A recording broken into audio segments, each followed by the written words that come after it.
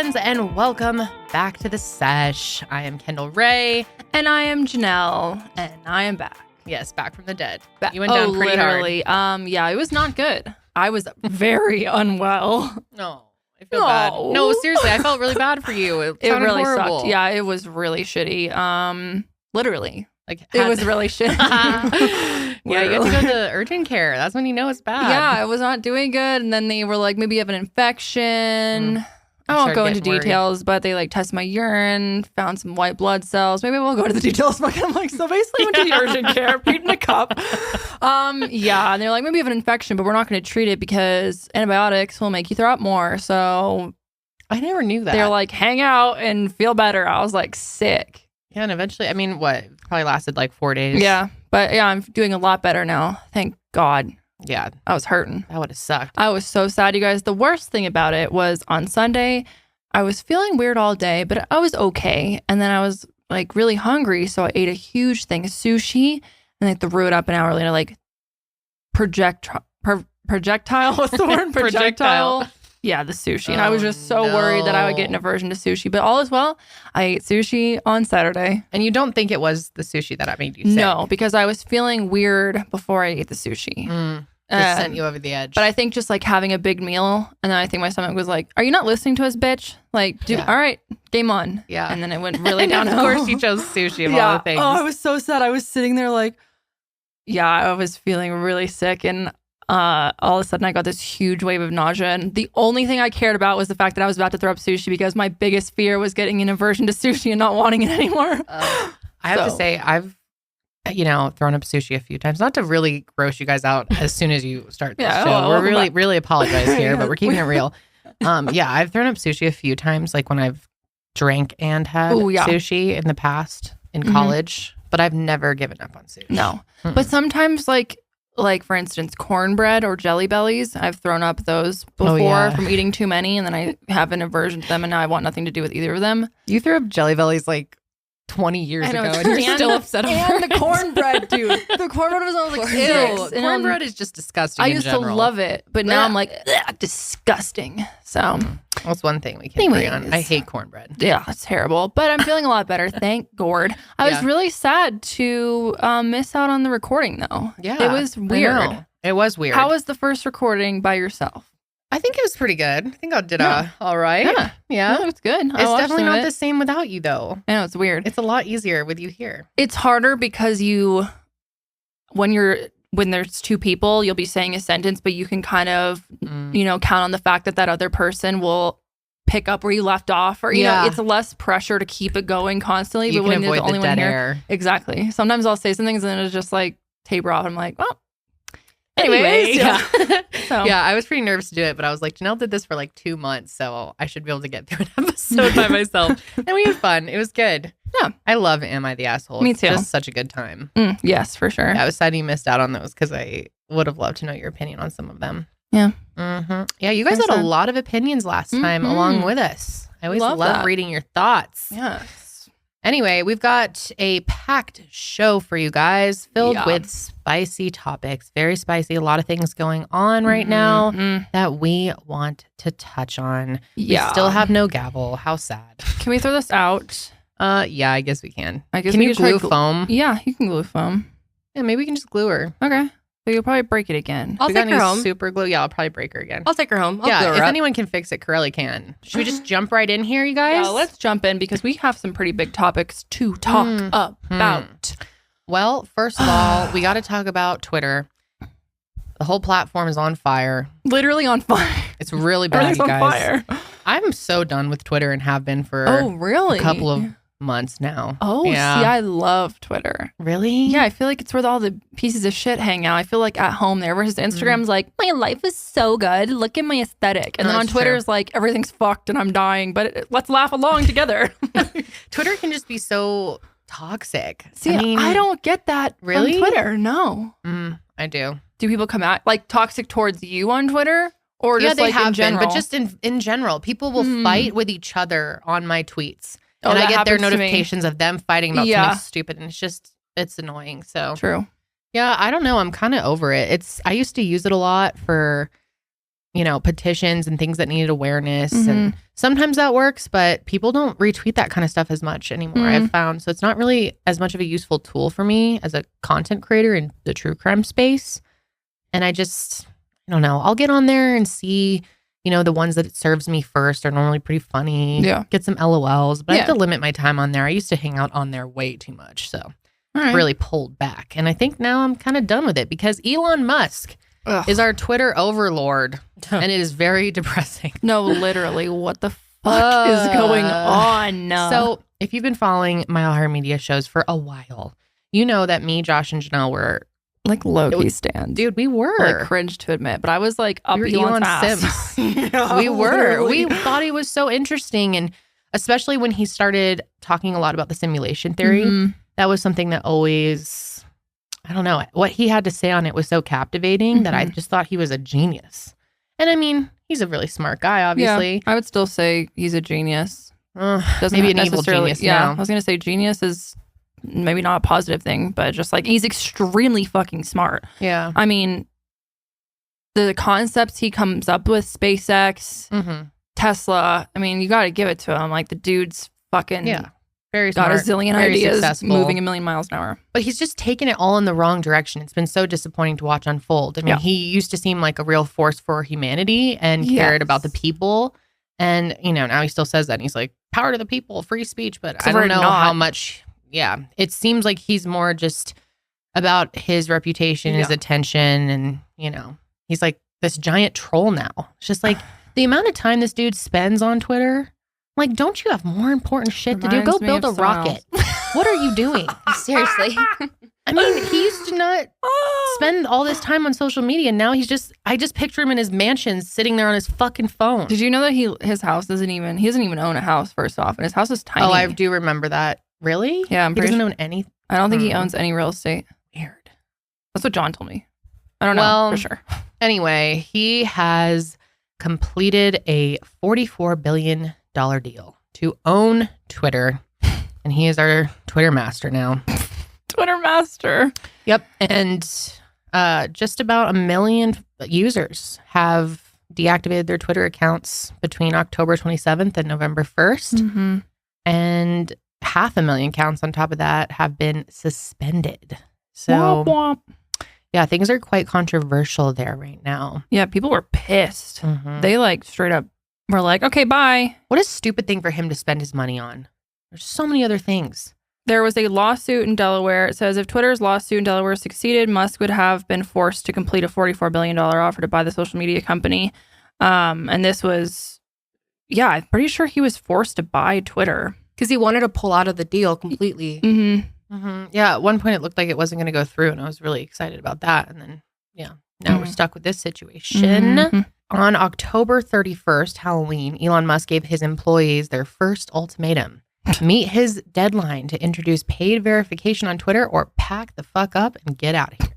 There's already Twitter Blue. Yeah. Right? That's $4.99 a month, and that unlocks additional features. Who is paying for that? Dude, Who I don't know. What? Because that's been around for a while. Yeah.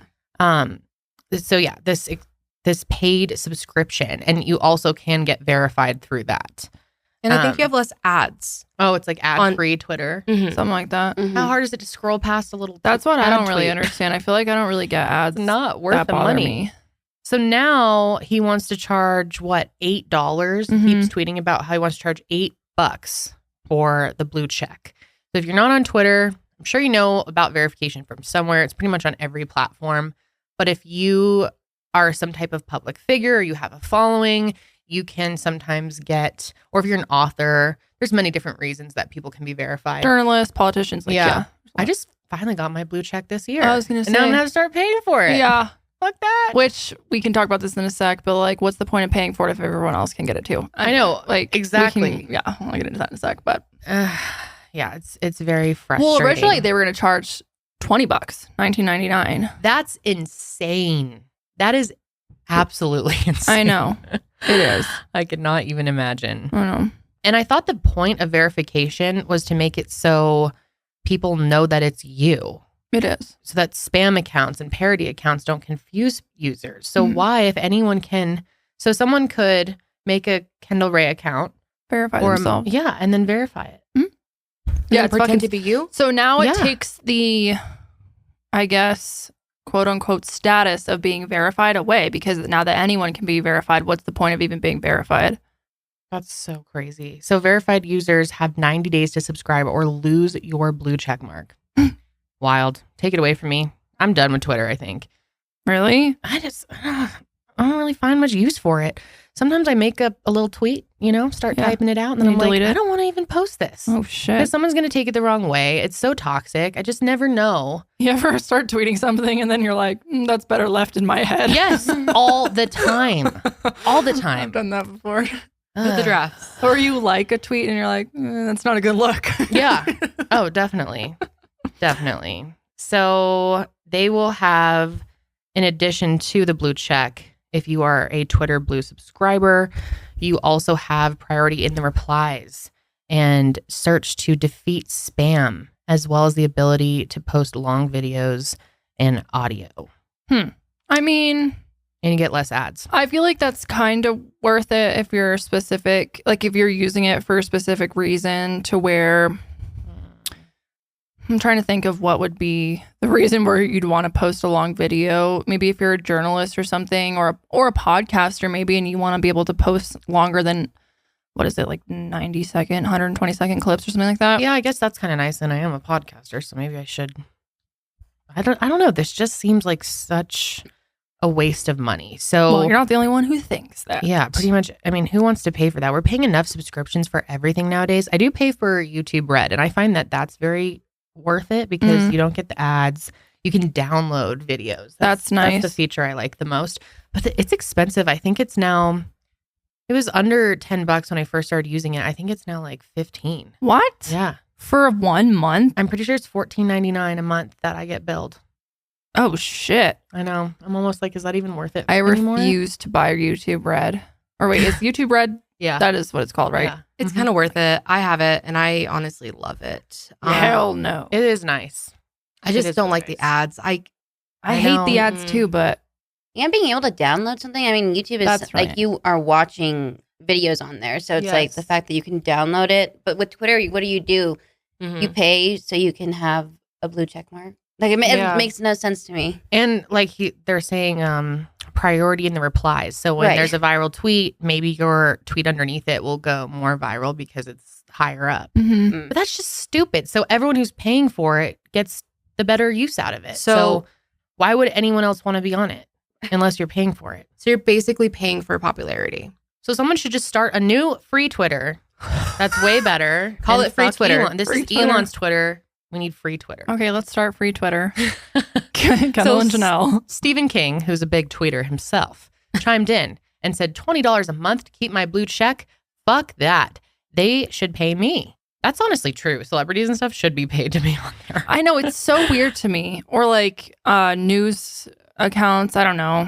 You would think like really big accounts like that. I like this little follow-up too. He says, if that gets instituted, I'm gone like Enron. Good one, Steven. Ruffle, we love it.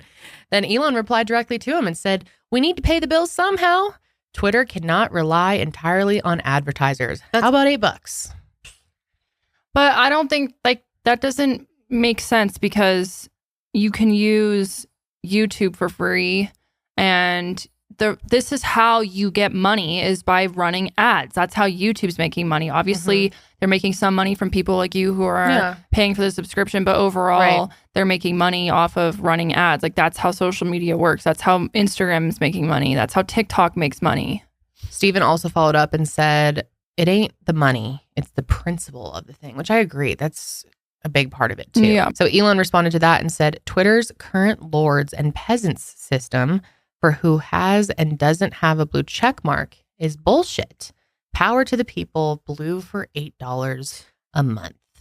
He's trying to be like, give it back to the people. Yeah, if it's like you want it, he's basically saying like you shouldn't have to have some type of bigger following in order to be, I guess, taken seriously on Twitter. You know, anyone, it should be an equal playing field that no matter if you're A-list celebrity or some random with 15 followers, if you're paying the $5 or the $8, then it's equal playing field. But is it though? Because I mean, I mean, if you can afford the $20 a month, if you can't, then I mean, it's the same. Or sorry, If you can't, then you're on the same boat as you were before. You know what I mean? Yeah. Mm-hmm. And especially given Elon Musk's network, I just looked it up. He's worth $208.3 billion. He's the richest man in the world. So he's the richest person. Theoretically, he could literally pay for all of us to have fucking. Could you imagine? He's like, don't worry, boys and girls. He could pay for everyone to have food. More importantly, that'd be a better use of his money. Literally. Yeah, I don't know. I mean, I think it's more of a, how am I going to actually profit off of this platform now that I own this extremely expensive platform that I just shelled out $44 billion for. Grey's Anatomy creator Shonda Rhimes is hightailing it out of there. She is going to quit the platform now that it's owned by Elon Musk. She tweeted to her nearly 2 million followers on Saturday, and was right after the deal became official and Elon is now the overlord.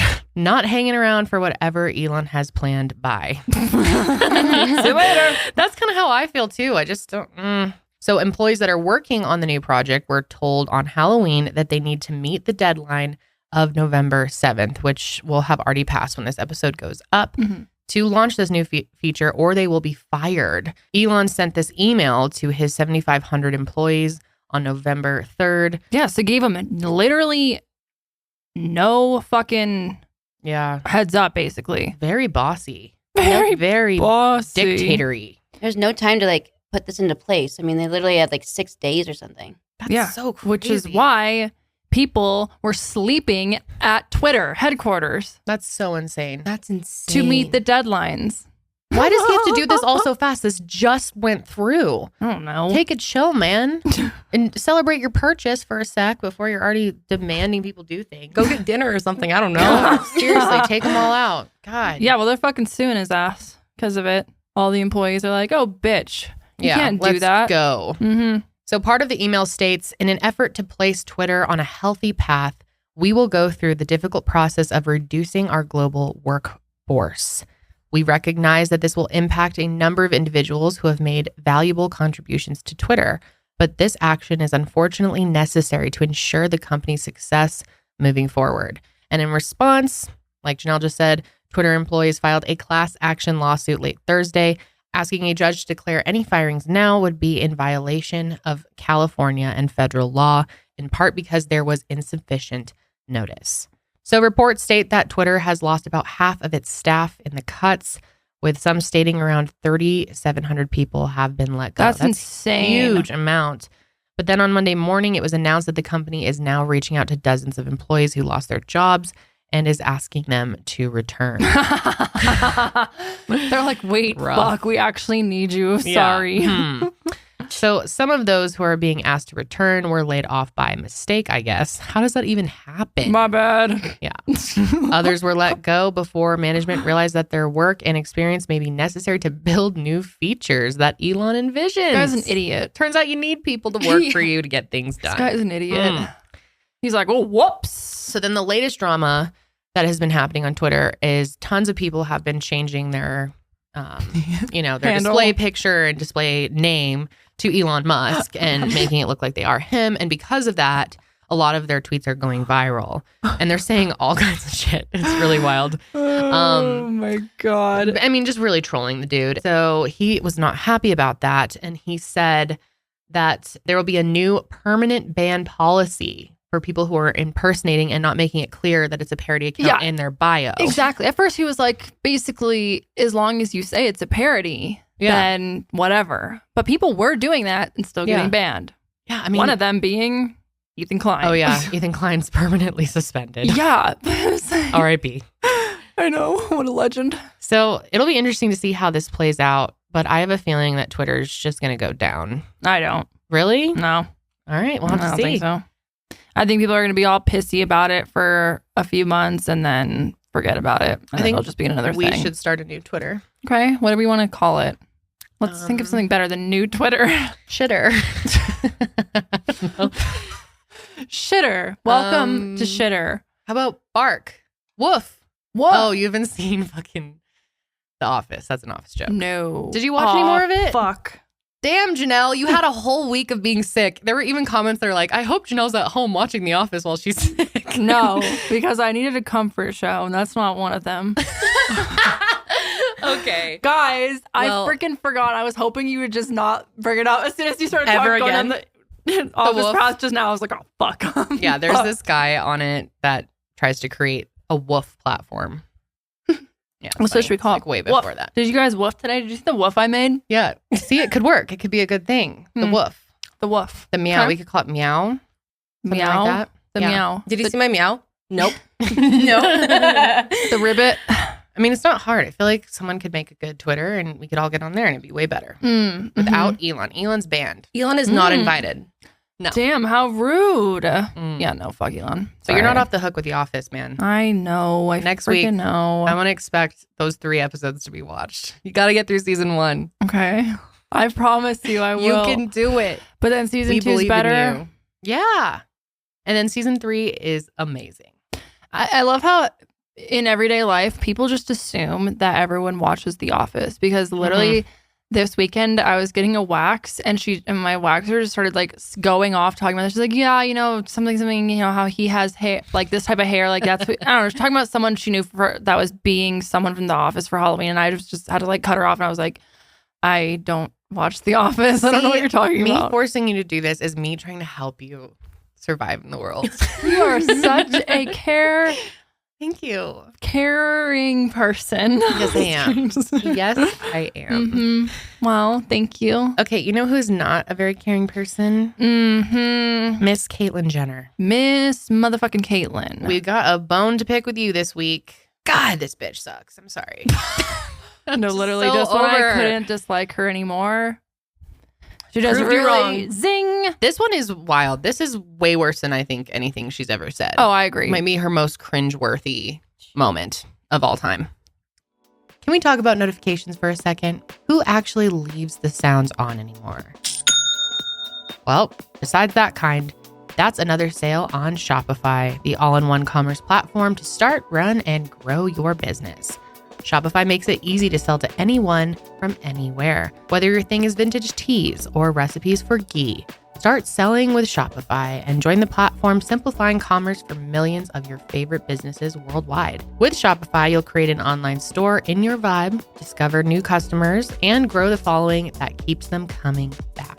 Shopify has all the sales channels sorted, so your business keeps growing. From an in-person POS system to an all-in-one e-commerce platform, even across social media platforms like TikTok, Facebook, and Instagram. And thanks to 24/7 support and free libraries full of educational content, Shopify's got you every step of the way.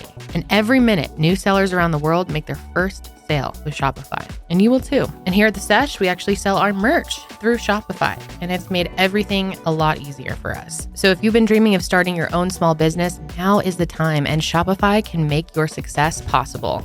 So when you're ready to launch your thing into the spotlight, do it with Shopify, the commerce platform backing millions of businesses down the street and around the globe. So go on, try Shopify for free and start selling anywhere. This is Possibility, powered by Shopify. You can sign up for a free trial at shopify.com/thesesh, all lowercase. Just go to shopify.com/thesesh to start selling online today. Shopify.com/thesesh. Okay, so this story starts off with a girl named Mulvaney, and she is a TikToker who has gone really viral and has gained a lot of followers because she has actually kind of been documenting her journey transitioning. And so she gets on Twitter or TikTok every day, and it's kind of like day 28 as being a girl, day 29, and just has been really, really open and super transparent about her entire journey transitioning, which is so cool. And recently, she actually got to meet with President Biden at a youth summit and interview him, which was so cool to see someone who is so young and so powerful being able to connect with the president, who is very old and in a much different generation. Yeah, he is. And I was actually pretty impressed with the Bides and what he had to say for himself. Yeah, he did all right. He did all right. Yeah, she was very well spoken, and how nerve-wracking. Oh, dude, I can't imagine. The amount of eyes that are going to be on you. I mean, damn. We have a clip, right? I don't think we can play it. Yeah. Guys, YouTube's getting really tight with copyright stuff, which is starting to piss me off. Yeah, it's really annoying. Because we have so many things we have to edit out. We always like, if we want to watch something, we upload it ahead of time and kind of check if it's going to get flagged. And then usually it doesn't. So we'll play it. And then 2 weeks later, it gets flagged. And so then we have to deal with it after. And it's just and sometimes it ends up getting blocked worldwide. Yeah. So we have to go back and take it out. It's so fucking annoying. Yeah, it's really irritating. So I don't know. But we do have some overall quotes. So one of the things that she said was, many states have lawmakers that feel like they can involve themselves in this very personal process. Do you think states should have the right to ban gender-affirming healthcare? And Biden says, I don't think any state or anybody should have the right to do that as a moral question and as a legal question. I think it's just wrong. She also asked how Democrats in general can advocate for trans people more effectively. And Biden said, being seen with people like you. I mean it. I genuinely mean it. People fear what they don't know, which is so true. Like, it is. Why are humans so scared of the unknown? Of the unknown, or things that they're not personally familiar with. I'm like, time to fucking grow up and learn about some shit. Like, I know, it's pathetic. It's so fucking annoying. Anyways, so after this interview, her TikToks were really starting to be discovered by a lot of the Republican Party, and specifically by Tennessee Republican Senator Marsha Blackburn, who shared a clip from the TikToker series where Dylan is talking about going to the mall in shorts and noticing that people were, quote, staring directly at her crotch because her crotch doesn't look like other women's crotches sometimes. And this was an older clip, but again, it kind of like resurfaced because Marsha like found it and decided to be a fucking bitch about it. Yeah. Frankly. Putting it lightly. Yeah. Yeah. She says, Dylan Mulvaney, Joe Biden, and the radical left-wing lunatics want to make this absurdity normal. And then shared the TikTok. Yeah. So basically, fuck. I'm like, first off, you don't even know what you're talking about. The clip itself was her just being transparent of like, as a transgender woman, when I'm walking around the mall with pants on, like there's a bulge. I don't get it. Like there's a bulge, and just being very open about it. Yeah, just being open and trying to normalize what so many individuals are going through. Yeah. And of course, this is where Caitlyn Jenner gets involved here. Okay. So do we need a reminder on Caitlyn Jenner? God. She's a transgender woman herself. Yeah. Who has had a horrible track record of standing up for her own community and has made things a lot harder. Which is so disappointing because she has been a celebrity for decades. I mean, she was extremely successful athlete in the Olympics. She was very public about her transition. And like I said, she has so much power. Yeah, I don't know if any of you watched, well, I'm sure some of you out there have, but did you watch her show? Yeah, I did. Awful. What was it called again? I Am Kate. Yeah. Ugh, terrible. Terrible. Yeah, it's really unfortunate because she could have done so much good for this community. And the people on the show were like trying to help her. Yeah. And she just was not getting it. No, of course couldn't get it through a thick skull. So she hops on Twitter and retweets Marsha's tweet saying, Marsha Blackburn, thank you for speaking out and having a backbone. One of the best senators we have. Let's not quote unquote normalize any of what this person is doing. This is absurdity. I'm sorry, but is this not just hilarious? What the fuck are you talking about? Literally. What are you talking about? Oh, well, this is where it gets even worse because then Caitlyn follows up with another tweet on 10/26 saying, quote unquote, he is talking about his penis. What the fuck? I'm like, you think you're the only person, you're that entitled, you think you're the only person who is allowed to get gender reassignment surgery and be referred to as the pronouns that you want, everyone else fuck them? Like what are you even getting at? You sound so... Oh my God. I don't even know how to put it into words. It is so frustrating. It gets so worse. Upsetting. Yeah. So she doesn't stop there. Then on the 27th, she tweets, there is a difference between acceptance and tolerance and normalizing it. Exposing your genitals in a public way in a public place. I do not support that at all in the slightest. Dylan, congrats. You're trans with a penis. Dude. Okay. Shut the fuck up. She's not normalizing exposing her genitals. She's trying to normalize the fact that this is what transgender folks go through, or this is some of the things that some people go through, and just trying to make it less taboo. And I would assume make other people, I'm sure she's not the only transgender woman who has experienced something like this. And by her speaking out on it, I'm sure that she has made other folks who are also going through this feel so much less alone and less like embarrassed or ashamed or whatever it is. And helping other people who are not exposed to this in their lives. Right. You know, more familiar with it. It's so fucking annoying. So basically, after Caitlyn tweets this, Dylan goes on TikTok and responds with a 5-minute video, and it was so very well spoken. One of the things that I think was the most interesting part, and I'll read this quote. She says, "Hi, Caitlyn, I'm Dylan, and we are two of the most privileged trans women in America at the moment. And with that comes a lot of responsibility. Amen. And although we have very different views on most things, a few days ago, I probably would have still been willing to sit down with you and try to connect with you in some way because I automatically have a lot of respect for you as a fellow trans woman. But then you decide to ridicule me very publicly."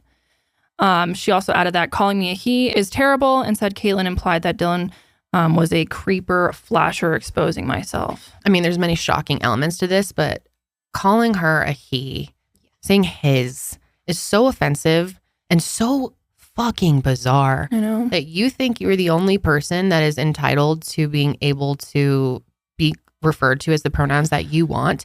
And of course, Caitlyn had the most privileged experience that very few, like maybe 1% of transgender people actually get, you know, all the money in the world to transition, all the publicity and public support, all of the, you know, she got, was she on the cover of Vogue? And I don't remember exactly, but big magazines and a huge interview with, what's her name? Diane Sawyer. Is that her name? Yep. Yeah. Fucking Diane. I mean, she got a lot of publicity and a lot of opportunity. Experience. And also she's got so much money to have the opportunity to get whatever surgery or procedure she wants. And a lot of people do not have that opportunity or simply do not want to go through the surgery. And you shouldn't be bashing on someone for having a different experience than you. Now, one thing I will say is after that tweet came out on Caitlyn's profile that was misgendering Dylan, she did say that that was actually someone on her team and that it was handled internally. But I'm like, come on. It sounds like a come cop-out. on. Who the fuck's on your team? Someone on my team called Dylan he. That was regretted and has been handled internally. I'm like, what a lame way to even if you're going to try to go with that lie. It's regretted. It's so bad. Well, and with her track record, it's not shocking, honestly. No. Okay, one really quick before we go past this, I want to say a few more points that Dylan said in her TikTok. One of them being, I'm just curious, if you think back to your early days of transitioning and being embarrassed about your body or having strangers give you dirty looks. Exactly. Like you were in her shoes at one point. Like people who are transitioning, everyone starts somewhere and has like must have some type of experience like that or some type of it's just it pisses me off so much. Yeah, so many people that don't have the privilege to automatically go get the surgeries that they want, that you were able to get immediately as soon as you wanted to. She says, that's why I made this video, because I was embarrassed and I wanted to reclaim my body in a positive way. And now you're taking that and you've turned it into something ugly. It's just sad because Caitlyn had so much publicity, so many eyes on her, and really had a lot of power to do so much good, and she's just completely shit on it. So that's excellent. Well, and privacy, her, like dude. Her privacy, she could do whatever she wanted. Like after her surgery, like she could just. Yes. She didn't have to go out. Like she was able to or worry about taking work off or raising money for it, or she got to camp out in her little mansion in Malibu like on the beach. She got to hide all that. Yep. I mean, that's she is the most privileged trans woman in the Probably world, in the I think. world, Because like, I mean, agree. if you think about it, I mean, I have a lot of like friends who are trans, and like the things that they've told me, like this is just so infuriating. Because like, I mean, I've not that I've ever experienced it firsthand, but like with my friends and stuff, the things that they've told me, this is just, I'm so angry for them. Like it makes me so, it's disgusting, and it's so like, it doesn't, I don't know, hateful. it's so inexcusable. Yeah, it's incredibly disappointing and unfortunately not shocking coming from her. No. And I mean, I think we all can see here that, like, what's her fucking thought process here? Clearly she does not even understand I mean, how can you say the things that you're saying with a straight face and not realize how stupid you look? She also goes on and tweets, I have never received more death threats on my team or nasty hate mail than this week. It is all from this so-called inclusive LGBT community. I am so disgusted by the hateful individuals threatening my life for giving my opinions on news topics of the day. Blah, You're blah, a blah. hateful Since individual. when is different opinion grounds for such hatred and death wishes? Do better. Bitch, you do better. Do better. Shut up. Also, what a fucking hypocrite, because you are literally spewing hate to somebody who literally has never attacked you, has never done anything negative towards you. She's just a creator on TikTok, and Caitlyn Jenner is the most hypocritical person ever. Oh my God. She says, I mean, everything she says is hypocritical. Awful. She had the chance to really, make a statement here, to stand up for Dylan, to put Marsha Black, why wasn't she like, Dylan, I may disagree with you on politics, or I may not have agreed with the fact that you met with Biden or whatever the fuck, but props to you for being a young voice in our trans community. Period. Shut the fuck up. Don't say anything else. But of course she had to fucking spew a bunch of bullshit. And for what? What good is that doing? You're not making any good points. You're just being nasty. Hateful. And obviously people on the right side are going to take what Caitlyn says and fucking run with it. Yeah. And so I can't even... That's what she wants. No, it's exactly what she wants. She wants to feel like she's part of that community by putting down people that are going through exactly what she went through. And that's the most disgusting thing that you can possibly do. Disgusting. And not even taking into account people of color who are trans. You know what I mean? They have it so harder. They do have it harder than somebody who's white and trans. You know what I mean? And so I can't even this is taking it back 20 steps. It really is. It really, really is. Yeah, it's horrific and unfortunately not shocking. No, it's not shocking. Pretty much her typical behavior, and I don't think she's going to change. So, yep. And just another reason for me to get off Twitter, so I don't have to see dumbasses like this. So fucking annoying. But hell, props to Dylan. She is a badass. The way she responded to this was so mature. Yeah. So articulate. Yeah, we'll link it below if you haven't seen it. It was really well put. Yeah, it was. But if I could say one thing to her, I would just be you are so inspiring, and what you're doing is helping so many people. So fuck Caitlyn Jenner, what she has to say. And thank you. I don't think she really cares what Caitlyn Jenner probably not. has to say. I mean, but I don't know. I feel God, maybe she's stronger than me. But if I were in her shoes, I'd probably be really hurt by one of the most prominent transgender women in this world being so nasty to me. Yeah. When I've done nothing wrong to them. She's just awful. The very last thing that Dylan did say was she asked her followers to not go after Jenner, Caitlyn Jenner. So the fact that she even had the decency to say, still sticking up for her at the end of the day. Please don't go and give her hate because of what she said to me. Also, I just wanted to say, I know some of you tend to get angry when we quote get political on our show, but we don't see this type of thing as a political issue. This is a human rights issue, and we're not going to be silent on it because some people get uncomfy. I don't give a when fuck. There's politicians involved in the story. This is a human rights issue and should have really nothing to do with politics. Unfortunately, it is, and I don't really care. Yeah, it shouldn't be political, but we're certainly not the ones making it political. Yeah. Anyways, we're going to take a quick break and we'll be back. So every single year, I wait till the last second to do my holiday shopping, and it's really stressful, and half the stuff that I want to buy is out of stock. So this year, I am trying really hard to shop ahead of time, and I love doing it online, especially with Honey. I love shopping online. I will do anything to skip having to wait in line at the store. But the one thing that's hard about shopping online is trying to find promo codes that actually work. Half the time I feel like I have a promo code and then I put it in and it says it's invalid. But thanks to Honey, manually searching for coupon codes is a thing of the past. Honey is the free shopping tool that scours the internet for promo codes and applies the best ones it finds to your cart. And yes, it is 100% free to download and use. It's so easy to use. Imagine you're shopping on one of your favorite sites, and then you go to checkout, the Honey button appears, and all you have to do is click Apply Coupons. Then you just wait a few seconds as Honey searches for coupons it can find for that site, and if Honey finds a working coupon, you'll watch the prices drop. That's another thing why I love Honey so much, is because it will not only find coupons that work, but it'll find the best coupon that works. In fact, the other day I was actually doing some shopping online, buying my dog some food, and I used Honey at checkout, and they saved me $5. And what's great is Honey doesn't just work on your desktop, it works on your iPhone too. Just activate it on Safari on your phone and save on the go. If you don't already have Honey, you could be straight up missing out. And by getting it, you'll be doing yourself a solid and supporting this show. I genuinely cannot recommend Honey enough. Get Honey for free at joinhoney.com/sesh. That's joinhoney.com/sesh. Okay, on a lighter note? Kind of. Yeah, it is lighter, but still sucks so for these light, kids. It blew things away. It flew right out the window. Right out literally. This is horrible, though. Really, I'm sorry to these people. Oh, my God.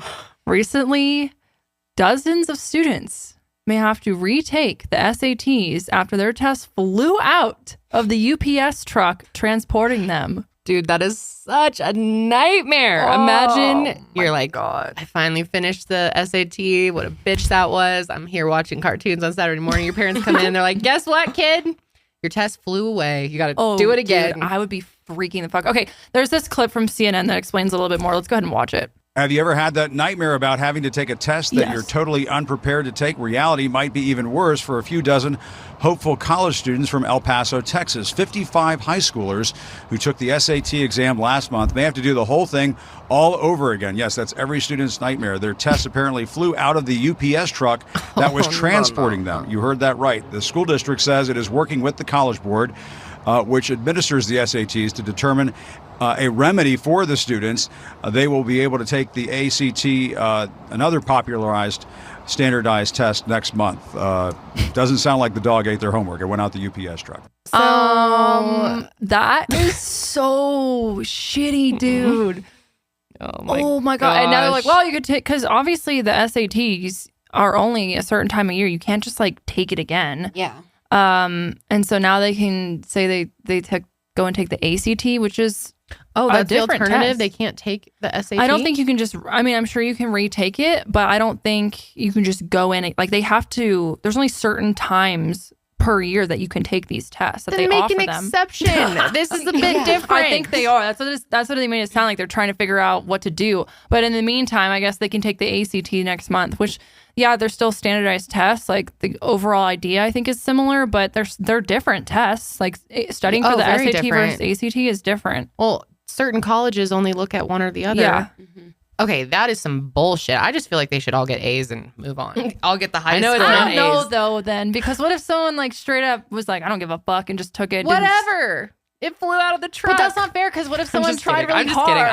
I know. It's some bullshit. But it's really unfair because what if you took it and you did a really good job and then you just don't do as well the second time? It's a load of shit. What about if it was set up? You think someone did it on purpose because they're like... the UPS drivers like working with one of the kids. Threw it out of the truck. Yeah. Holy shit. Like, gotta get rid of these. There was this one time... I wonder if they found them. In my high school or something. When I was in high school, I think someone tried to steal the ACT. Like test and like how the Grinch stole the SAT. Yeah, literally. I can't remember exactly how it happened, but yes, some drama like that. You didn't take the SAT, right? No. Yeah, I took the ACT. Yeah, same. And I didn't do that good. I think I got like a 19 on the first one and then a 21 on the second time I took it. Yeah, wasn't very good. Real bad. Can't remember exactly, but it wasn't good. Those things fucking suck. But I still got into college, so yeah, same. I didn't take it again. I think I would be one of the few people who would be okay with this scenario because I have really, really, really bad test anxiety. Same. So I think if I was able to do it again, I think I'd do better. But then you have to go through the anxiety again, Karelly. Right. Can you imagine You're right. sitting there the night before, going through all that shit again? No, you're right. And maybe you don't even do any better. You're right. You'll No, never you're right. know. You're right. You never know. You may never know if you did better or worse because the first one was on the ground. You'll never so know. Horrific. I feel so bad for these students. That is such a scam. They should all just be admitted to the college of their choice. Yes. Yes. And UPS should have to pay them each like $1. $3,000. $1? $3,000. They all get laptops for college. That should be the trade-off. I'd be jealous as hell then if my test wasn't in that truck. I'd be like, what? You get a new MacBook and go into college of your choice? It's not about you. It's about these poor kids that have to do it again. That fucking or may sucks. not be able to do it. That fucking sucks. Nightmare scenario. Especially Shout out if to you're all trying, of you people. I feel so bad for you. A lot of people try to get early admission into college. Like this is the kind of the time, and a lot of obviously colleges will not admit you until you get scores, and so this is going to delay the scoring, which could delay people getting admitted into colleges. Yeah, and what if they fill up at certain schools? That's what I'm saying. This is some bullshit. You have to pay for it, too. This is a big problem. What a nightmare. Yeah, I feel you have to pay for it. I would assume you would have gotten refunded. They better get that free. I know.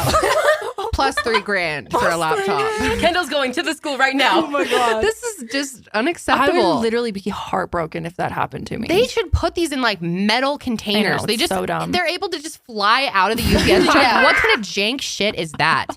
I'm surprised we're even doing it this old fashioned still. It should all be automated. I understand that tests are on paper. Why not use some type of AI machine that scans everything in, and they should have their results in 20 minutes. Well, SAT, a lot of it is written portion. Oh, so right. you have to literally grade it. Oh, this is such a nightmare. I just feel so bad for these kids. I know. That's fucked. I know, it sucks. I literally cannot imagine. I'd be like, all right, guess college isn't for me. Oh, that would have. It's a sign. This is a sign. Yeah. Dude. It is dumb, though. There should be a way to take the test via the computer. Because when you're taking tests for, like, for instance, when I took my test to graduate grad school, it was all in the computer in a testing center in, like, this office building. Mm-hmm. Yeah, why like, when John was taking tests for his CPA, all that kind of stuff in grad school or certifications, licensure, that type of shit is all in a testing center. I don't know why they don't have that for high school as well. Or why don't high schools have like one of those, because you know how it's the, you have to use like the lead because it's whatever sensor. Scantron. Yeah. Why don't all schools just have a Scantron? Because it's the freaking essay portion, I think. I don't know. It's so dumb. Yeah, probably the essay portion. It's so dumb. But still, you should be able to do it on a computer and type your essay portion, right? And then it's nowadays, sent off. You could just take a test. A lot of tests, for online colleges and stuff are done at home, and they have software that you download to take it so that they know if you're bump into other browsers or your eyes are looking at other things. I think there's ways they can see. Yeah, I guess still, like, you could easily have a computer next to you, someone else's computer. I don't know why I've randomly thought of this, but you could always have someone else's computer. Of course, you figured out ways you could have popped cheated. Up somewhere on your phone. I don't freaking know, man. Don't they make you good stuff? Don't they make you scan your room though? You can a lot of times. I'm talking about more like for college, like goofy tests, not like standardized goofy tests. Like scan your room, Blackboard quizzes and stuff like that. But yeah, sometimes you do have to like show your room so that you don't have answers taped up on the wall behind you. But I also think that some law was passed or something that's making it so you can't do that. But what I think is that screw taking it in your house. Go to a computer lab and take it there at school. Yeah, and they're on special computers that automatically lock the results, and then they can't fly out of a fucking UPS truck. What is this? How did it happen? Like, were they all just like fucking willy nilly, like in the fucking back windy of the- was it? Yeah, And what else think got they're lost? in a box? Yeah, what else got lost? Was it just the fucking test? Yeah, that's so confusing. Stupid, dude. It sounds so. I think they said 50 or so students. So it sounds like a couple classrooms got screwed. That sucks. Hey, they can get their little mint again though. It's fine. Fuck, I hated Screw the the mint. ACT. Fucking hated that stupid test. I was so really annoying. bad. I gave up on the last section. When I got to the science section, Really? I saw how much reading was involved. I was like, nope, I've done enough here. And I tried hard. And you still scored? Yeah. What was your score? I know it was like 19 not or good. Something. I thought I remembered 21, but I might be giving myself an extra couple of points. It could have been like a 19. You freaking got 21 by guessing science. I tried so hard and got a 21. Well, I remember I took some type of course, and the teacher in it told me if you pick H or C the whole way down. So I just HC, and took a nap after. Still did okay, got into college just fine. Dang. And that's the Kendall Rae method. Oh my God, you should be a freaking I don't tutor. test well, and I'm dyslexic, so the section, it was the reading. I did ever better get in the extra math. Time? What? Did you get extra time on it? No. Did you have a 504 in high school? No, I've talked about this before, but I thought it was cringy. Stupid. Damn. Yeah. I waited until college to No, I milked the fuck out of that. I didn't get a 504 till junior year when I got diagnosed. And yeah, I remember being like, okay, listen up, bitches. I'm never going to take a test again without extra time. I don't know why I was so cringe about it. I think because I had an IEP all of elementary school and middle school. So people I was made fun of you for it? People made fun of me. It was That's a big so thing. dumb. So when I got to high school, I was like, no. New me, New me. no help. Struggle only. dogging it. No extra time. Pick the middle answer every time. That's the new way. Holy shit, man. Yeah, definitely should have gotten some extra help. It would have been nice sometimes. But I gave myself standardized extra tests. time to do other things. That's insane, Kendall. I can't believe that. It's so funny. Hey, I got my degree. C's get degrees. C's And get that's degrees. the advice. Amen. Yeah. C's get a degree. All right, so we've had some LOLs here, but we do need to get into a pretty serious topic here that we did want to discuss because of the bigger issue at hand. So we want to talk about Aaron Carter.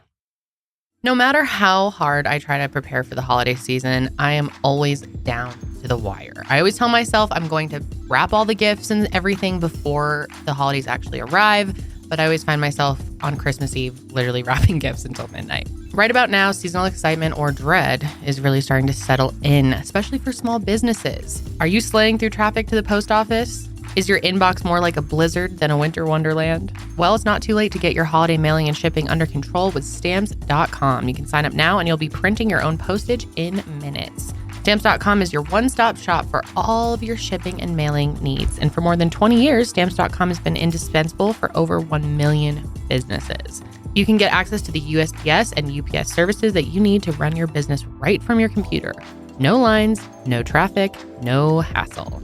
You can even save money with major discounts on USPS and UPS shipping rates, up to 86% off. Guys, it's a deal. And what's so great is you can use Stamps.com to print postage wherever you do business. All you need is a computer and a printer, nothing fancy. And if you need a package pickup, you can easily schedule it through your Stamps.com dashboard. Rates are constantly changing, but with Stamps.com's Switch and Save feature, you can easily compare carriers and rates so you know you're always getting the best deal. And if you're running an online store, Stamps.com works seamlessly with all major shopping carts and marketplaces. So this holiday season, trade late nights for silent nights and get started with Stamps.com today. Sign up with promo code SESH for a special offer that includes a 4-week trial, plus free postage and a free digital scale. Plus, there are no long-term commitments or contracts, which is awesome. Just go to Stamps.com, click the microphone at the top of the page, and enter code SESH.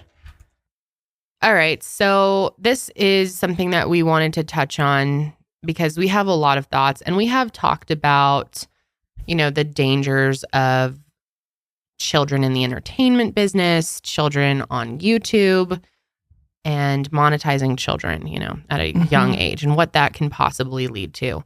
And unfortunately, this past Saturday, Aaron Carter, who was so adorable and so very talented. I was such a big fan. Sydney was too. Yeah. But unfortunately, he was found dead this last Saturday at his home in California. It sounds like he was found in his bathtub, and he was only 34 years old. So at 4:03 p.m. Pacific time, the Los Angeles County Sheriff's Department reported Aaron's house sitter found his body in the bathtub and called authorities. And law enforcement said they received a 911 call at 11 a.m. Saturday that a male had drowned in the tub. So for those of you who aren't familiar with Aaron Carter, he was an extremely successful and very talented child musician, pop star, I guess you could say. He called himself a rapper, or at least on one interview I watched. Well, when he was younger, he was, you know, more of a pop star. But yeah, now he considers himself a rapper. He is the younger brother of Nick Carter, for those of you who don't know, who is part of the Backstreet Boys, who was kind of in that whole era. And man, he had so many bops. I just remember I used to fall asleep to Radio Disney every night. It was really bad. I don't honestly, how do you fall asleep to that? It's so not relaxing in any way. But no, it was lit though. How many nights I fell asleep listening to Aaron Carter songs? I cannot even tell you. There's so many good ones. We were showing Karelly this morning because she's such a young one. She didn't really know. He was a little bit before my time. Yeah. Unfortunately. Yes. But we had to show you How I Beat Shaq. Oh, I loved that song. The classic. It's a bop. So good. You got to watch the rest of the video later. It's so good. I mean, the way the song ends and everything, it like turns out it's all a dream. It's written so well. You just spoiled it for me. Oh, yeah, sorry, I'm kidding. Sorry. Well, you're only like 25 years too late, so too bad. But he had some other great ones. I Want Candy. I loved that one. Aaron's House Party. Oh yeah. And a lot of his songs were really cute. They would tell kind of stories, and I just remember I was playing them earlier so many times, listening in the car and like trying to kind of make music videos in my head, playing out the words of what was happening. And he was just so skilled, and it's very sad. He started his career at age 6, you guys. That's wild. Imagine the pressure and what that does to you. So Aaron Carter had several siblings. Like we said, Nick Carter, he's 42. His twin sister, Angel Carter Conrad. Also Bobby Jean Carter, who's 40. And then they had a sister named Leslie Carter, who died of a drug overdose back in 2012 at age 25, which was so very sad. hard on Aaron. He's talked about that in several interviews, just how much that had an effect on him. Like 2 siblings going at such a young age. Yeah, it's just heartbreaking. And, he has a twin too, which I can't imagine how she's feeling. That's got to be so hard. I mean, their whole family's probably really going through it right now. Nick Carter said, "I will miss my brother more than anyone will ever know." He also said, "I love you, Chiz." I think that's like a nickname for him. "Now you get a chance to finally have some peace that you can never find here on earth. God, please take care of my baby brother." His twin sister, Angel, also posted on Instagram honoring her brother. She said, "To my twin, I loved you beyond measure. You will be missed dearly. My funny, sweet Aaron. I have so many memories of you and I promise to cherish them. I know you're at peace now. I will carry you with me until the day I die and get to see you again." Gosh, she posted these little pictures of him. He looks about, 2 or 3? Yeah. So cute. I know. He was such a beautiful child. I know. And so sad. Yeah, there was an interview he did a while ago that I was kind of revisiting last night. I had watched a lot of Aaron Carter clips and learned about him a bit more when I did that video on, what's that dude's name? I'm blanking. Oh, the boy band video? What the yes. fuck is his name? What's the guy? You don't freaking remember his name. The Billionaire Band or whatever? Yeah. Yeah. Hell is Lou that Pearlman. Lou, yes. Nasty motherfucker. So he's a long story, but Aaron had always been defending him, and I was very curious about why. And I kind of, had listened to this interview before, but I, obviously now I'm listening to it with new ears last night. And it was very interesting just kind of what he went through as a child star. He said that he started when he was 6. That's wild. What the hell was I doing at 6? Like, try and place yourself to be working. I had no concept of like anything when I was 6. And, he always saw his older brother already in it. I believe he started before him, if I remember right from his interview. He also talked about how he had great parents, but what got in the way was money, cosmetics, superficialities, and fame. And he went on to talk something about Coogan Law. This was created in 1939. It's a law applicable to child performers. It's designed to safeguard a portion of their earnings for when they reach 18 and protect them from child exploitation and abuse. But he basically said, my parents tried to get around this, though. And that when he turned 18, he got hit with $7.5 million of taxes that his parents didn't pay when he was 11 or 12. So he was kind of thrust into the real world very quickly and had to deal with a lot of financial issues. He worked on Broadway and wasn't making that much doing that. And it's kind of like out of his wheelhouse. Yeah, he had to relearn how to sing. He was talking a lot about that on the No Jumper podcast, which he did recently. I think it was recorded about 3 weeks ago, but it was just posted. 4 days. Well, now that you're watching this, probably about a week ago. Yeah. Yeah, it's crazy. Yeah. So I think his last interview. He was saying how working on Broadway was totally not his thing, and that he really had to like change his voice for it. And it wasn't even, it was off Broadway, at least the Fantastics, what Kendall was just talking about. Because he was like desperate for money once he turned 18 because the courts were trying to take all of his trust because of the taxes and everything. Yeah, so he got completely screwed. Yeah. Not to mention probably all of the horrific things he went through throughout his childhood. Yeah. He did also in the Vlad interview, he didn't specify what exactly happened, but he did say that he had experienced experienced sexual abuse, which is very common in that industry. Yeah. Plus, he talked about how hard it was for him to get into the real world and to kind of lose the amount of fame that he had. You know, he was so popular. He went platinum 4 times. That's crazy. Yeah. Yep. He was extremely successful, and that's all he knew. I mean, as soon as his memory probably started, he was famous, and kind of having to become a regular person was really hard for him because he really, you know, money and success and fame was all he ever knew, and that was his self-worth. So without that, it got really hard. And, you know, obviously we know that Aaron Carter struggled with addiction and mental illness. And it's been really sad to watch this play out. Over the last couple of years, he's been, or it might even just be the last year or so, but I've been watching here and there for the past year him do these live streams on TikTok, and he did them all the time. I think he said he does them pretty much every day. And every time I would come across them, I would kind of like hang out for a sec and read some of the comments, and it was just so much bullying. And I mean, people were brutal. Not even surprised. Brutal. And I mean, obviously really he's struggling with mental illness and addiction right in front of the whole world. And a lot. I mean, obviously people have many thoughts on him and things that he's done, things that he's said. I'm not defending any of it, but I just think it is such a bad look and such a gross way to make fun of an addict. I think there's really no situation where that ever makes sense. Mm-hmm. And as someone who has, 5, 6 or more addicts in my family, that I've watched their lives just be destroyed. It's so sad to see it end this way. Yeah. Which I'm sure his family kind of always thought that this could happen, but it doesn't make it any easier. No, of course not. It's horrible. Yeah, it's very sad to see the way that things ended for him. And especially watching that interview with Adam 22 No Jumper, it's just, you can just tell what a bad place he was in. He had recently lost custody of his only son. That seemed to be really hard on him. And yeah, he was in like a domestic dispute with his partner. Mm-hmm. And yeah, just overall, I think he was going through a lot.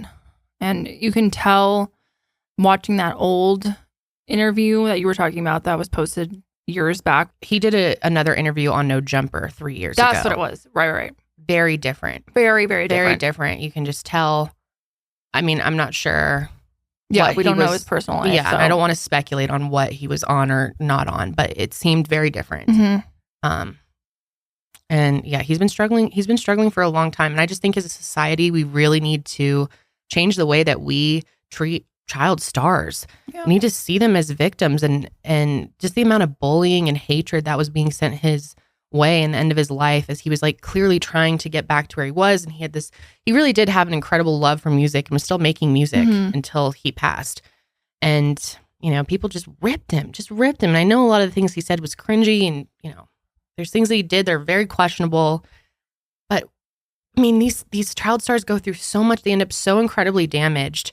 And for us to kind of just poke fun at them while they're down. Yeah, it's so sick. And now all these people are coming around and feeling bad about it. It's just like, where were you when we were watching him publicly struggle on these live streams and throughout the years and these interviews? And oh God, look at how bad Aaron Carter's ended up. I mean, it's disgusting. I know, it's really sad.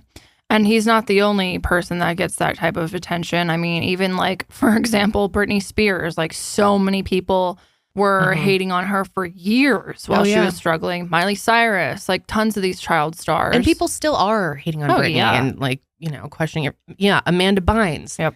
I wish Aaron talked a lot about her. She was someone that he dated. He dated, well, he said dated, you know, Amanda Bynes, Hilary Duff, Lindsay Lohan, and a lot of them have struggled. One person he kept talking about was Orlando Bloom from That's So Raven. He's really had a hard time. Orlando Bloom was on That's So Raven. No, sorry, Orlando Bloom. No, sorry, I am wrong. Orlando Brown. Oh, okay. Orlando Brown. I apologize. Am I lost? Because I love that show. He had some sneak appearances. I was like, the fuck? No, Orlando Brown has had a really tough time. Yep. And Aaron has talked a lot about him. Yeah, I mean, when you're thrown into fame at such a young age, when you don't even know who you are yourself, and you have all these expectations, not just put on yourself, but also think about it. Yeah. A lot of these people were the ones making all this money and bringing in all this money and putting this lifestyle in the hands of like their parents too. Yeah. A lot of these people, their parents didn't have money growing up, and then all of a sudden they get a bunch of money, but then it's really the kids who are making them all this money. And so not only do you have pressure to perform yourself, but then also keep performing well so that you can sustain this lifestyle that you've built not only for yourself, but also for your parents and your whole family. Yes. It's just the insane amount of pressure at such a young age, and how impressionable you are, and also how disgusting Hollywood is and how much they take advantage of young child stars, and knowing that because they're young that they can get away with a lot of shit.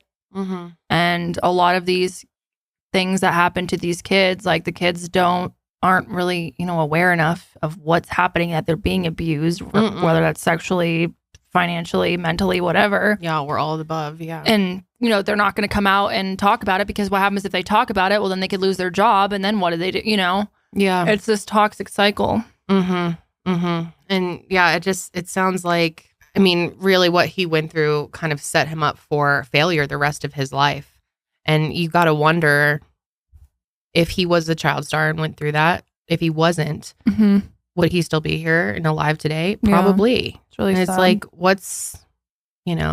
it's such a huge sacrifice. And for him to not even have a choice or be able to consent to what he was about to get into before he did is just so incredibly unfortunate. Even towards the end, he was still defending Lou Pearlman, which who really knows what happened, or, Aaron did. I know a lot of people don't like Aaron because he kind of dismissed a lot of people who spoke out against Lou Pearlman and kind of accused them of making it up. But how can you even judge the way everything that he said? Because it's such a we don't have to excuse the poor things that he said in order to still feel upset that it ended in this way, and that it's horrific. His struggle was still valid despite, he said some things that I definitely don't agree with, but I think it was clear that he has been struggling for a long time. Yeah. And it just turned out this way. And it's so sad because kind of looking at the bigger picture, and I know we've talked about this, but I can't help but go back to this whole thing of like, now, not only do we have child stars in the traditional sense of like Hollywood, but now we have these child stars of YouTubers and all this social media. Yeah. Yep. And recently, actually, I came across this TikTok of this woman who claims that some popular YouTuber's kid who is on the internet came and basically wrote to her saying how horrible it is and how much they hate being a public figure and how they feel abused. And, this person was anonymous. And again, there's no way to like prove that this was real, but I'm sure whether or not this really was real, there are definitely kids who are in this position that feel like they're being taken advantage of. And I don't want to say it's almost worse, but I think it's different because of the fact that their lives are being filmed at home 24/7 sometimes. Like they get no break. Like you wake up, there's a camera in your face. Yeah, you go to downstairs to get a bowl of cereal, there's a camera in your face. You're having a meltdown at home, there's a camera in your face. Like, and it's your parent behind the camera. Yeah. Yeah, it's so bizarre. And, we've just seen a few of them start talking about it, but imagine how many more will talk about how it's affected them, or children that are on reality TV.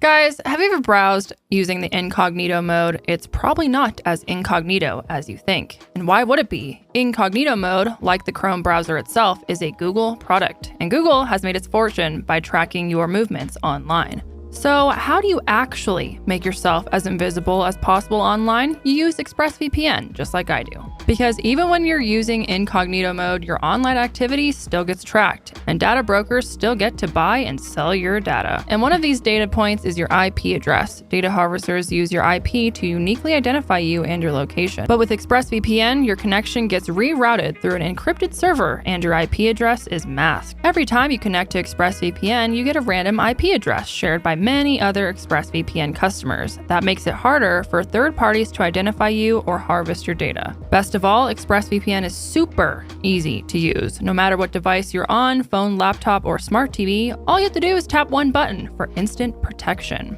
So if you really want to go incognito and protect your privacy, secure yourself with the #1 rated VPN. Visit expressvpn.com/sesh and get 3 extra months for free. That's expressvpn.com/sesh. Go to expressvpn.com/sesh to learn more. Gosh, Josh and I watched this show, Sister Wives. It's about Cody Brown. He's got 4 wives. Yeah. Well, one took off. She's done with his ass. Good for her. Christine. I like her. Anyway, they're so, they hold back nothing.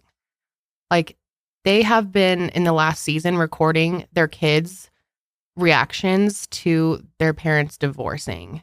And it is so alarming to see this play out. These really sad moments. This girl, one of their daughters, was driving away from her childhood home and leaving, and her parents are separating. Life, as she noticed, completely changing, and they're literally filming her. There's a camera in the car, and she's sobbing as she's driving away. And I just felt so bad for her in that moment. Like, those are moments she can never get back. God. The whole world has seen it. I mean, that show has been, how long have they been on the air? Like, over Sister 10 Wives years. has been on forever. And they really, it's not very edited. It seems like they are, I mean, recently during the pandemic, dude, they were setting up cameras and just filming whole conversations. They made the decision to get divorced on camera. Like, they're like, all right, we got to talk about whether we're going to stay married. Let's set up the tripod and film it. They really hold back nothing. And a lot of it seems to be shot by them now, I think, from after the pandemic. But it's just wild. I bet contractually they've signed something that was like, big life changes like have to be on camera or something. Well, I think at this point, they don't seem hesitant to do it. I think they know it contributes to the success of their show, the really juicy details. So of course. They love it. And they're in financially in deep. I mean, they've got so many kids and like tons of properties, and the amount of money that they must have to, keep their lives going. It's been going on since 2010. Yeah. It's almost 13 years. Think of how many kids. I think there's I was gonna say how 15 many something, between 15 and 20. Wow. Between kids all of them. that are now going to be in this world that have no choice, Well, imagine you're born and your family's already been on TV for the last 10 years. 18 kids. 18.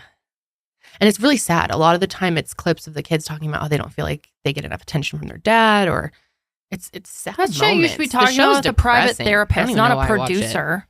Yeah. It's honestly wild. It's so sick, like how far we'll go for entertainment. And we're all guilty of it. Like, we 100%. All watch, right. Even content on TikTok. There's TikToks with children all the time. I mean, we see this kind of stuff. It's so like ingrained in our reality. How do we back out of it? But what's really wild is when it comes to the internet, there's no rules. Mm-mm. There's nothing put into place. I mean, there's not great laws and rules put into place for child stars on TV and movies, but there's literally nothing. No. Those are non-existent for the online because it's so new. Like, you just monetize your child. That's fucking wild. Yeah. And like the fact that, I mean, with the Coogan law, Coogan law, I think part of it was they had to set aside a certain amount of money per, you know what I mean? Yes. And with like child stars online on the internet, there's, I mean, their parents can literally spend every single dime of their money. Mm-hmm. And when the kids turn 18, they'll literally have nothing. Yep. Which is what the Coogan law, how it started. I was reading that it was Charlie Chapman, one of the kid actors in that. His mom spent everything and left him with nothing by the time he turned 18. And so, terrible. I think this is just a matter of time before something with a child's vlogger, whatever online child. Mm-hmm. I feel like it's only a matter of time before something like this comes out like that. There needs to be change. There has to be change. Yeah. I mean, how long is this going to continue? I guess it's going to take multiple people, speaking out against it one day. Hopefully there'll be some type of regulation put in place because there's only more and more people that are doing it. Well, I think because of the fact that this whole idea of vlogging kids and that type of stuff is so new that most of these kids are not even 18 yet. But I think it's been going on long enough where a handful of people start to turn 18 and kind of realize like, what the fuck? I've been online my whole life and like, oh, because of this successful vlogging family, we have a huge house and all these fun vacations and like, where's my, and I'm hoping that some parents are putting aside trust for their kids. I'm sure but then I'm sure some aren't. Oh, they're definitely, I don't know. I think it's going to be really messy here in a few years. Yeah, I completely agree. And seeing how things ended for Aaron is just, it's just so sad, man. It's so sad looking back at these clips of him when he was younger and seeing how things ended up. And I mean, we don't know exactly how he passed, but just his life in the end as a whole was very sad. And he went through a lot of pain. I feel very, very sorry for him and sorry that so many people just bullied him and judged him from afar without even having any understanding for everything that he had been through. It's very, very, very sad. I'm just looking up some last minute updates that have come out. Wow. It says the Los Angeles County Coroner's Office performed an autopsy on the singer. And I don't think it has come out exactly like what they found or what really his cause of death was. And just a reminder, guys, we do film this show 3 days before it goes out.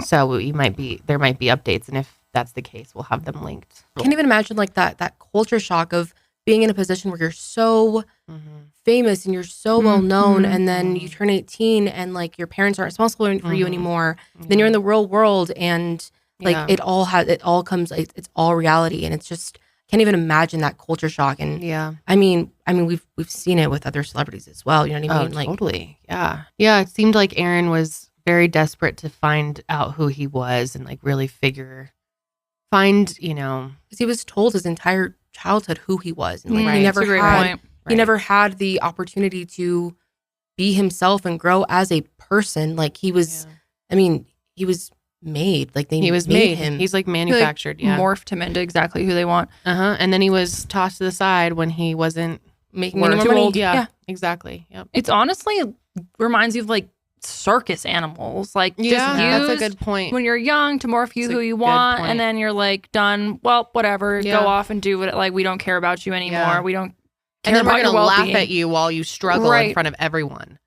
Yeah, make fun of you. And I'm on TMZ, so again, this could be totally wrong, but they said along with the compressed air, they also found prescription pills, and it seems as though he had been in the bathtub for a while. Apparently, we're told the housekeeper didn't see Aaron all day Friday and Saturday morning. She went to his bedroom door to see if he wanted coffee. She heard his dog inside the bedroom going crazy because he had a service dog. So she opened the door and found Aaron's body in the tub. Law enforcement believed that Aaron's body was in the tub for a long time as there was a smell of decomposition and the water had turned an unnatural color and the jets were still running. Oh, that is so sad. God, and he loved really that dog, man. His dog was everything to him. Hate that. Well, I know this was a very intense topic and we try to keep it lighter in the sesh and have fun. This is definitely our place to have fun. But there was a lot of things today that we wanted to discuss that are more serious. And this is something we really wanted to touch on. I know. Because this is, a bigger issue here. Yeah, I think we've got to learn from things like this. We've got to discuss it and it's uncomfortable and sad. But, how else are things going to change if we don't remember what people like Aaron have gone through and how it led them to a horrible ending? It's just incredibly tragic. Yeah. And I feel very sorry for, his I think I'm not sure if they're married. I don't think they're married. I think he's girlfriend, significant other, his partner, someone. His significant other, his kid, his son, his siblings. His kid's not 11 months old. Yeah, I mean, a lot of people are in a lot of pain right now, so we just send our love and support to them. He also mentioned in the interview that in the podcast that he kind of insinuated maybe they're expecting another kid. I have no idea if that's true or not, but like, oh my God, it's so sad if that's true. Yeah, his son, I mean, really will never get to know his dad at all. It's just terrible. Just a little side note, I'm reading something else here again that said police were warned about Aaron Carter. He's inhaling computer duster, like those little can things that dust air, that blow out a bunch of air. It's so sad. A lot of people did speak out though and say like some really beautiful things, like Lindsay Lohan talked about it. Hilary Duff spoke out. Yeah. You know. He was so in love with Hilary Duff. Oh. They were a little couple. That's so cute. They were so cute. There's a clip of him on her show. Man, I just can't believe it. God. So it's crazy, man. Very Like, tragic. Hollywood is, I feel like on the outside you think like, oh, I would love to be famous and in Hollywood and like be a A-list celebrity, but then I feel like we kind of dehumanize them and think like, oh, well, they're rich and famous, so who gives a fuck? Like they can go through anything if they're going through hard times, and people are like, oh, well, you're famous, so whatever. I'm like, they're still human at the end of the day. Yeah. Like mental health doesn't discriminate. So we'd probably trade it all for a normal life and to feel loved and secure. Definitely. So obviously by the time this goes up, there probably will be some other updates. But either way, we just wanted to talk about this topic as a whole. Speaking of child stars, have you guys seen Selena's new documentary? Or No. I think it's a documentary. I've wanted to see it. What I is haven't it? watched it yet. I hadn't even seen the trailer for it. I didn't hear much about it. You told me about it. Yeah, a little I mean, while I ago. just started it. I haven't finished it yet, but it's really good. Is it on Netflix? I've heard it's Yeah. really good. Is it multiple parts?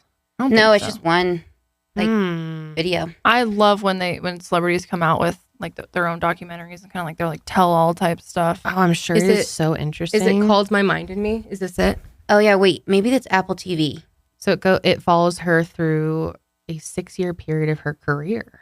Wow. Interesting. Her struggles with fame and physical and mental well-being in the wake of her diagnosis with lupus and bipolar disorder. Oh, very interesting. I did not know she love- had bipolar disorder. Selena Gomez. Yeah, I do too. I think she is so freaking talented and adorable. Did you guys watch Wizards of Waverly Place, or are you guys a little too? hell Okay. yeah. No. You But you're did not it? I was old old for that? old, yeah. Yeah. You weren't into Wizards? I I My liked sister it. was. I loved Wizards. I was I never definitely too watched old. that. Well, I guess you're never too old to watch whatever you want. But yeah. I was definitely on the, like, I remember on the older side, but I still loved it. That was like I my missed all of prime. that, like Demi Lovato, Selena Gomez, Camp Rock, that whole era. Camp Rock I was into. into MTV only at that point. Oh. She was a MTV. teenager. She was a teen. Got it. But I love Selena. She's incredible. Great voice. Such a great, I mean, she's an example of someone who I think she seems to have a lot of good support in her life. I mean, I haven't seen the documentary, but Yeah, I think for the most part, I mean, it's really, I don't know. I got emotional last night. She's been through a lot. She's a really Yeah. tough, like, woman. I mean, now I'm just where she started and everything, where she, her background and where she comes from. yeah, Yeah, interesting. I'm I'll have to really watch. interested to see what you guys think. I definitely need to check that out. I loved Demi Lovato's documentary. I watched it like 3 times. It was same. so good. Yeah, I need to watch Selena Gomez's because I've been waiting for it to Me come out for a while. I've been too. excited for that. So, Yeah. all right. Heavy sesh today, you guys. Heavy sesh. Yeah, lots of things Lots to discuss. of things. Of course, we want to know your thoughts on everything. So leave Yeah. us a comment. Will you be Let us know. spending $8 a month for freaking Twitter verification? Kendall will not. So you say like when it's No. expired, you're not the blue or the check you just got. You're not going to keep. I kind of think you Do I will. have to commit right now? I have a feeling you will. My manager might want me to, so I can't speak yet. Blame it on But the that's manager. stupid. $8, come on. And you just got it too. I know. I just found it took so long. I know. They kept denying me for a long time. Twitter's hard to get verified. I had to on. have like some news articles after Well, I had more. my the billboard in LA. I think that kind of sent They're it. like, okay, Yeah. fine. Yeah. You're legit. Yeah, I guess. Now Elon's like, who gives a fuck? Maybe Yeah. I'll purchase. Just kidding. No, because I don't want my $8 going to Elon. I just don't Annoying. even really enjoy the app anymore. Damn, it's so sad. I know. I used to love it. Would you pay money to use TikTok? What if TikTok stopped being free and you had to like pay money to be verified. Are you verified on TikTok? Stupid. I don't think so. I don't really use TikTok. That's true. I don't think I'm verified. What about, would you pay to be verified on Instagram?